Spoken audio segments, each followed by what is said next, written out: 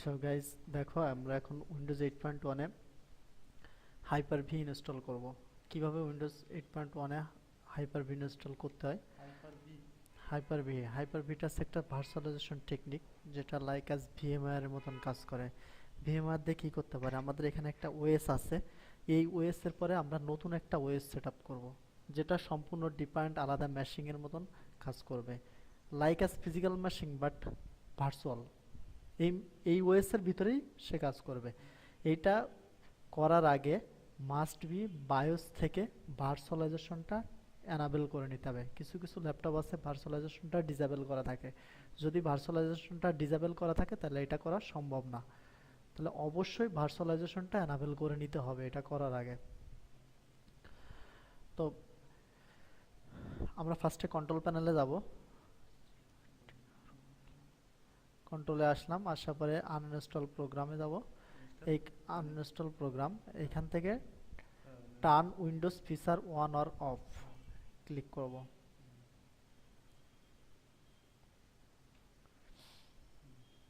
Hyper V, এটাকে আমরা tick দিব। হ্যাঁ, হাইপার ভি যেগুলো আছে সেগুলো অ্যাজ ইট ইজ থাকবে। আমরা শুধু হাইপার ভি নিয়ে কাজ করবো, দ্যাট মিন্স আমরা শুধু হাইপার ভিতে টিক দিব। ওকে দিব, দিলে ইনস্টল হওয়া শুরু হয়ে যাবে।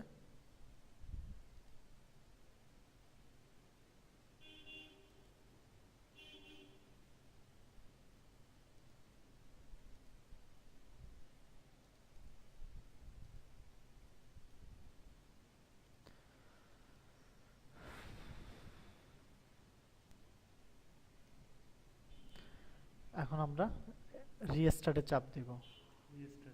হ্যাঁ, রিস্টার্টে চাপ দিলে এটাকে ও রিস্টার্ট করে নিবে, কম্পিউটারটা রিস্টার্ট যাবে। ঠিক আছে, তো আমরা আপাতত রিস্টার্ট না দিয়েই দেখি। রিস্টার্ট দিলে ও ভিতর থেকে কিছু ফিচারকে অ্যানাবেল করবে।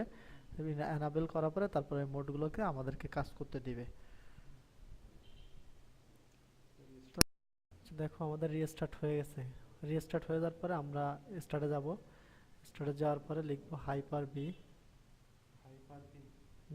হাইপার বি, এই যে হাইপার বি চলে আসছে। হাইপার বি ম্যানেজারে যাব। হাইপার বি ম্যানেজারে ক্লিক করবো এখান থেকে আমরা।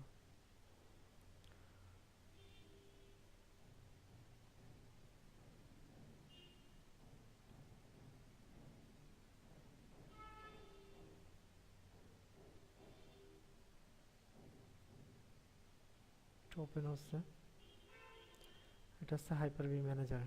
ঠিক আছে,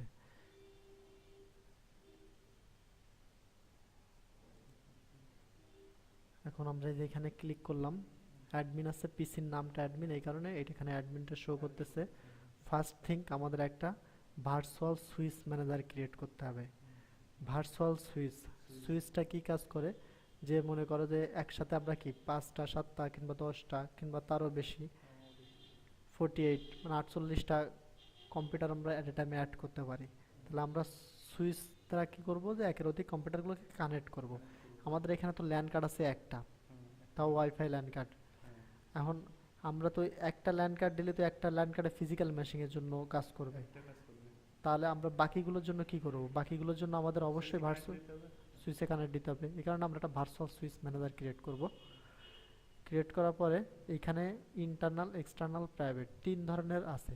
এক্সটার্নাল মানে হচ্ছে গেন এআইপি, যে কোনো জায়গায় কাজ করবে, গ্লোবালি কাজ করবে, বাইরের থেকেও পাবে, ভিতর থেকে পাবে, যে কোনো জায়গায় ভিএম এর মধ্যে থেকেও পাবে। ইন্টারনাল মানে আছে শুধুমাত্র আমার নেটওয়ার্কে কাজ করবে, আমার এই অফিস নেটওয়ার্কের মধ্যে সীমাবদ্ধ। That is the called it internal network. Private network হলো হচ্ছে শুধুমাত্র এই ভার্চুয়াল মেশিনের মতো কাজ করবে।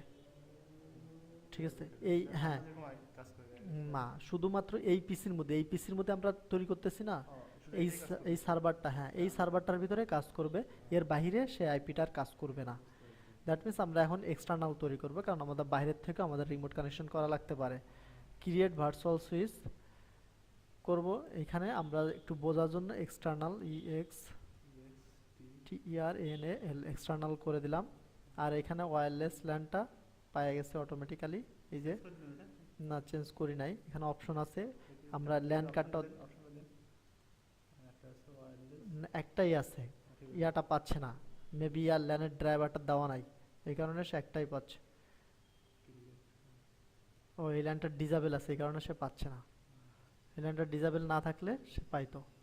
এখন তুমি দেখো এখানে, আচ্ছা এটা প্রথম থেকে গেলে সে আবার পাবে, যাই হোক দরকার না আমাদের, এটা হলে চলবে।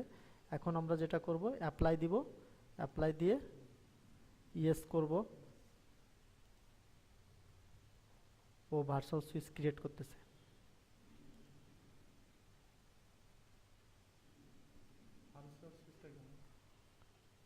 ফিজিক্যাল একটা সুইচকে ওইটা যখন দেখা যায় না তখন বলে virtual switch, like as physical সুইচের মতন কাজ করবে। এটা ভার্চুয়াল, মানে হাইপার ভিটা কি একটা ভার্চুয়ালাইজেশন টেকনিক। এখানে আমরা কি করতেছি, ভার্চুয়াল মানে নতুন করে আরেকটা মেশিন অ্যাড করতেছি। এই মেশিনটা কি আমাদের ফিজিক্যালি আছে, ফিজিক্যালি কোনো অস্তিত্ব আছে, কিন্তু আছে আছে ভার্চুয়ালি। আমরা এর মধ্যে এখন একটা উইন্ডোজ সার্ভার সেট আপ করবো। এই সার্ভারে কি করব আমরা, ওএস মানে প্র্যাকটিস করার জন্য। হুম, হয়ে গেছে। এখন দেখো আমরা এখান থেকে রাইট বাটন ক্লিক করে নিউতে যাব, নিউতে যে ভার্চুয়াল মেশিন ক্রিয়েট করব। যদি আমাদের অ্যানাদার ভার্চুয়াল মেশিন থাকতো ইম্পোর্ট করতে পারতাম। এই যে হাইপার বি সেটিং আছে, এই সেটিং থেকে আমরা অনেক কিছু চেঞ্জ করতে পারবো। তো আমরা আপাতত একটা নিউ ভার্চুয়াল মেশিন ক্রিয়েট করব। তার আগে আমরা একটা জিনিস দেখে নিই যে আমাদের পিসির র্যাম আছে কত জিবি। শিওর, এটা 6 জিবি র্যাম আছে। আমরা নেক্সট করব, নেক্সট আছে এখানে নাম দিব, তাহলে দিই Windows server, Windows SCRVR 2012 R2 ভার্সনটা সেট আপ করবো এখন। জেনারেশন 1ই থাকবে। এখানে র্যাম দিব 2 জিবি, তাহলে 2 জিবি কত, 2048 মেগাবাইট। ওই ফিজিক্যাল মেমোরি থেকে 2 জিবি ও নেবে। এটা মনে করো একটা ফিজিক্যাল মেশিন, ফিজিক্যাল মেশিনে আমরা র্যাম না হলে কি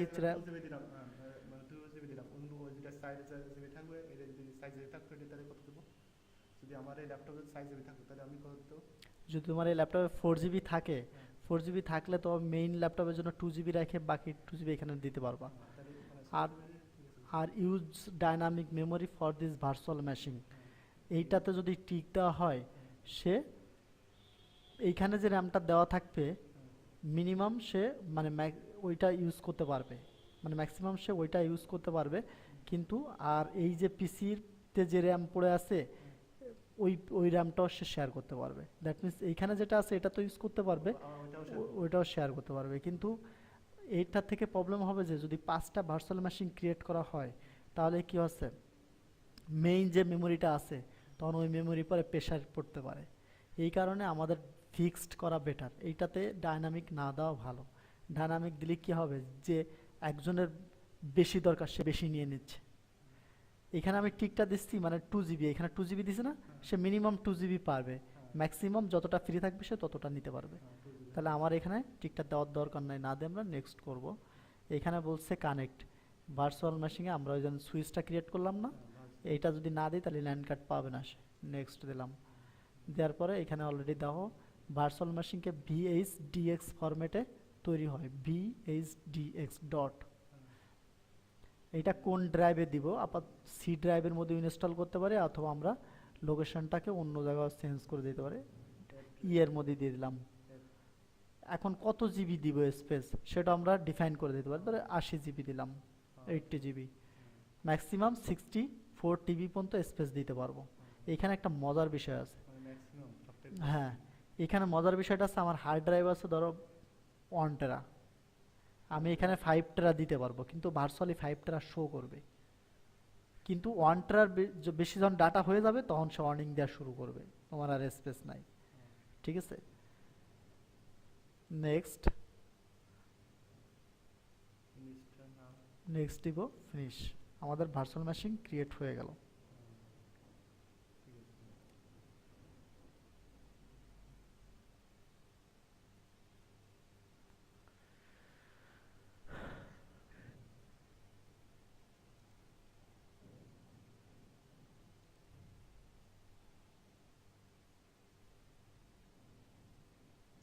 ওটা ভিডিও আছে। ভার্চুয়াল মেশিন ক্রিয়েট হয়ে গেছে। এখন স্ট্যাটাস কি আছে? অফ আছে। একটা মেশিন তো ফিজিক্যালি অন করতে হবে, অন না করলে তো সে আর চলবে না। না তো আমরা রাইট বাটন ক্লিক করব, রাইট বাটন ক্লিক করে স্টার্ট দিলে অন হয়ে যাবে, স্টার্ট, হ্যাঁ অথবা কানেক্ট দিতে পারি। স্টার্ট দেওয়া বেটার। স্টার্ট দেওয়াই বেটার না, এখানে আরও কাজ আছে তো। মিডিয়াতে যাব, মিডিয়া আমাদের কি বলে? এটা সিডি কি রম। উঠলো এটা? কানেক্ট দিলে এটা উঠছে মানে এটা উঠলো তাই বলছি। হ্যাঁ, এইটা হ্যাঁ। কানেক্ট দিলে ডায়ালগ বক্সটা আসবে। কেন আসতে যে মনে হচ্ছে নাকি? না ওইটা আসলো কি হবে? মিডিয়াতে ক্লিক করতে হবে। মিডিয়া কি? আমাদের CD ROM, serial pen serial. Drive, এগুলো তো কি ইনস্টলেশন একটা মিডিয়া, ঠিক না? এইখান থেকে আমরা ডিস্ককে ইনসার্ট করব। লাইক অ্যাজ ফিজিক্যাল মেশিনে যে কাজগুলো করতে হয় সেই সেম কাজগুলো এখানে করতে হবে। এখানে অন্য কিছু দরকার হবে না। তাহলে ইনসার্ট ডিস্ক আমরা কি করব? আমাদের যেহেতু এখানে ইয়া আছে, তো এর জন্য আমরা আইএসও ফাইল দিয়ে ইনস্টল করব। তা আমাদের আইএসও ফাইল অলরেডি সফটওয়্যারের মতো আছে। তো এখান থেকে ধরো উইন্ডোজ সার্ভার 2012-এর এই যে আইএসও আছে, আইএসওটাকে দিয়ে দেখাই দিলাম। এখন স্টার্টে ক্লিক করলে ওএস ইনস্টল শুরু হয়ে যাবে। অলরেডি দেখো ওএস ইনস্টল শুরু হয়ে গেছে। দেখি দেখি।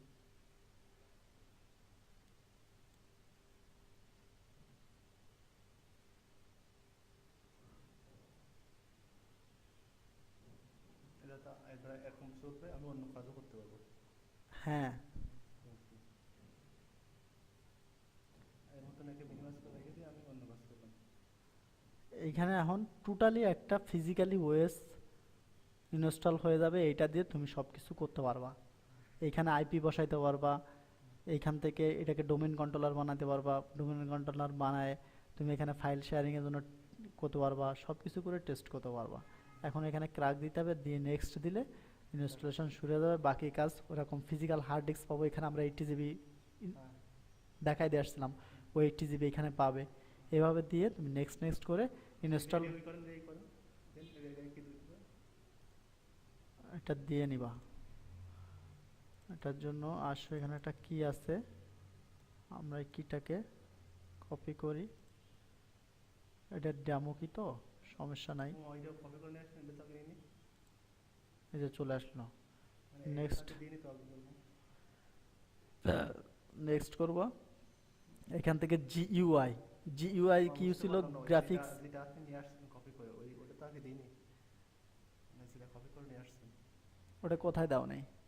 মানে ওইটা তো আগে এর আগে দিইনি তো উইন্ডোজে, তাই বলতেছি। উইন্ডোজের আগে দাও না, এটা তো সার্ভার, এটা দিতে হবে না, এটা টাকা দিয়ে কিনতে হয় না, এটা কি তোমাকে ফাও দিবে? হ্যাঁ হ্যাঁ। তাহলে এখানে জিইউআই মানে কি? Graphic graphics user user interface.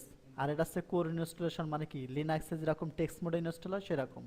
No, must be graphics GUI দিবা, কারণ উইন্ডোজ গ্রাফিক্যাল মোড ভালো, লিনাক্স টেক্সট মোড ভালো। টেক্সট, হ্যাঁ ঠিক গ্রাফিক্স। আছে, নেক্সট নেক্সট করে এভাবে ইনস্টল করবা। এভাবে এখন দেখো সেইটি জায়গা শো করতেছে না? হ্যাঁ তখন এটার জন্য তুমি কত জিবি দিবা? ধরো 40 জিবি দিলা।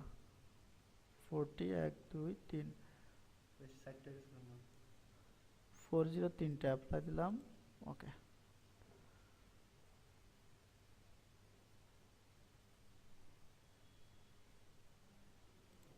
বাকিটা পরে করলেও চলে। তাহলে এখানে ক্লিক করলাম, দিয়ে আমি এখন ওএস ইনস্টল শুরু হয়ে গেছে। এটা কিন্তু আমাদের আইওএস ফাইল থেকে হচ্ছে। তাহলে এইভাবে বাকি যে কাজটা করতে, এটা তুমি পারোই। So no problem. বুঝতে পেরেছি, বাকিটা পাই। ঠিক আছে।